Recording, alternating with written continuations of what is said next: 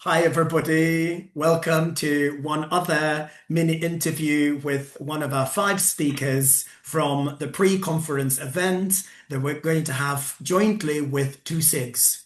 I am one of the joint coordinators together with Leticia Moraes from Brazil of the Young Learners and Teenagers Special Interest Group, and together with the Inclusive Practices and Special Educational Needs SIG, we are putting this event together on Monday, the 20th of April. So just before the big conference begins on Tuesday, you'll have a chance to enjoy a full day of learning that we have called YLT Inclusivity Bootcamp. And I'm here to talk to one of our speakers. Hello, Rachael.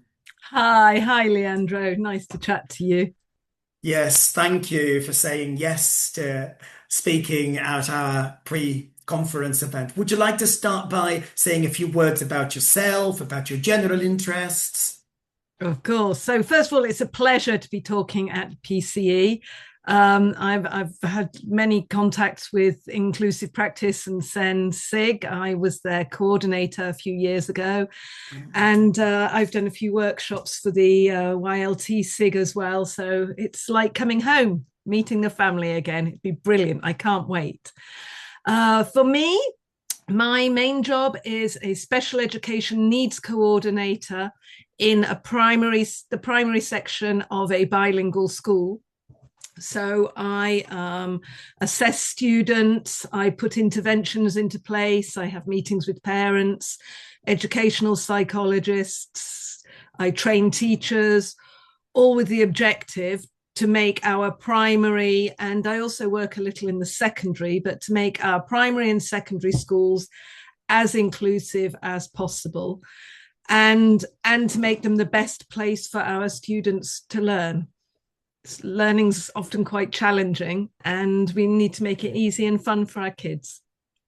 When you say bilingual, which pair of languages would that be? I assume That's because of where you're based. Yeah, that's English and French because I work in Geneva, Switzerland, although I actually live across the border in France.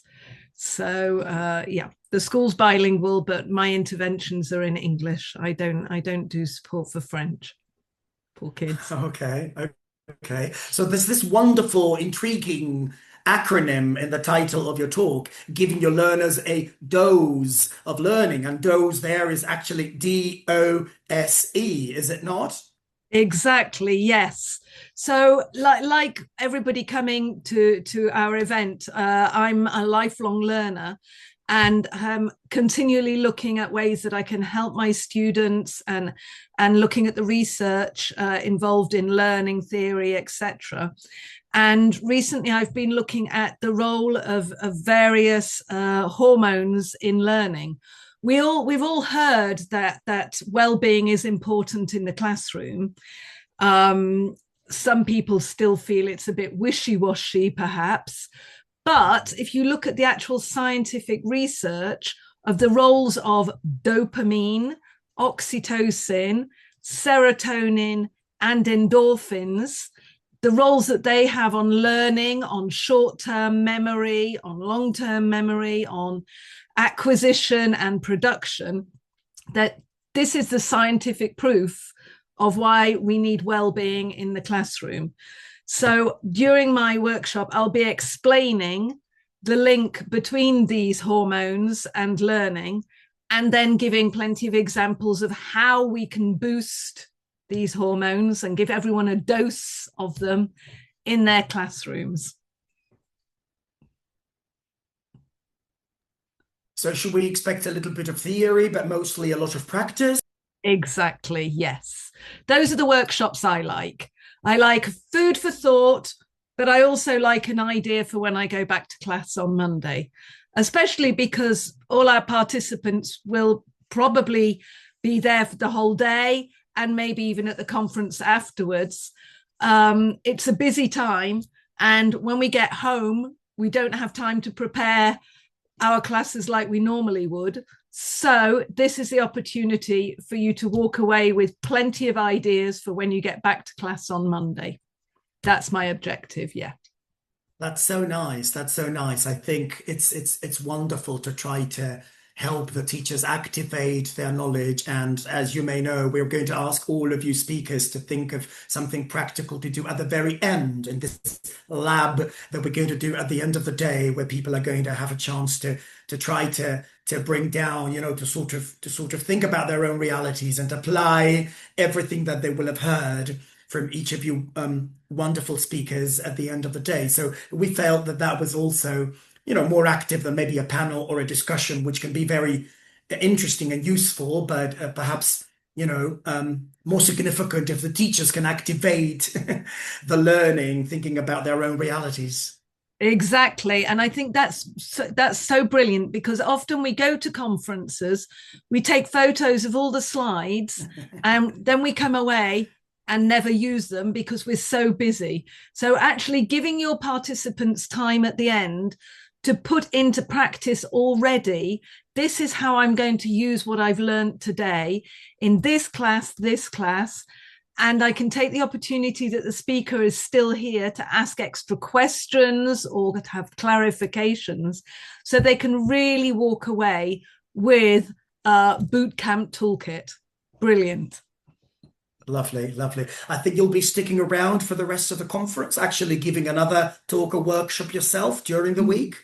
Yes, I will. I'll be giving a talk on Wednesday, which is entitled 20 Ways to Include Learners with ADHD, which is based on all the ideas from the book I've just written and published with Delta in the 50 Ways series. So I'm really looking forward to that. That's on Wednesday.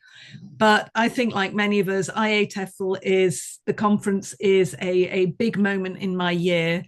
It's my CPD buzz. And so, yes, I'll be staying around and hopefully chatting and meeting everyone that I saw at this PCE as well. Yeah. That's wonderful. I'm just looking at the Delta announcements. Anna and Claire, is it that you've written that book with?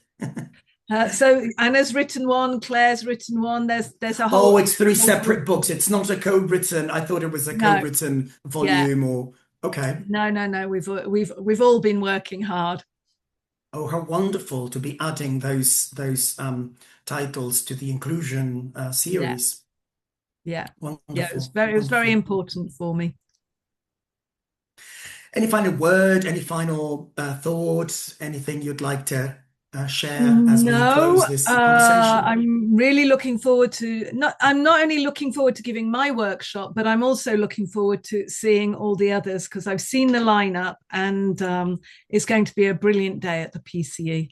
So my final words is, for anybody watching who's not got their ticket yet, get in there quick, because I know that at least face to face there will be numbers are fixed numbers, but I think it's really inclusive and brilliant that you're making this a hybrid event as well, for people who can't come to Brighton to be able to stay at home and get involved and appreciate all the workshops too. So well done. We'll try to make it active and participative for them as well, watching from home. It'll be a challenge, but we're accustomed to challenges, are we not? So yes, it'll be great to see people from different parts of the world. Anybody that can't make it to Brighton for the in-person event, at least our PCE will also be available online. That's brilliant. Great. So thank you so much, Rachel, and I'll see you in April, if not sooner. Thank you, Leandro. See you there. Bye. Thank you so much.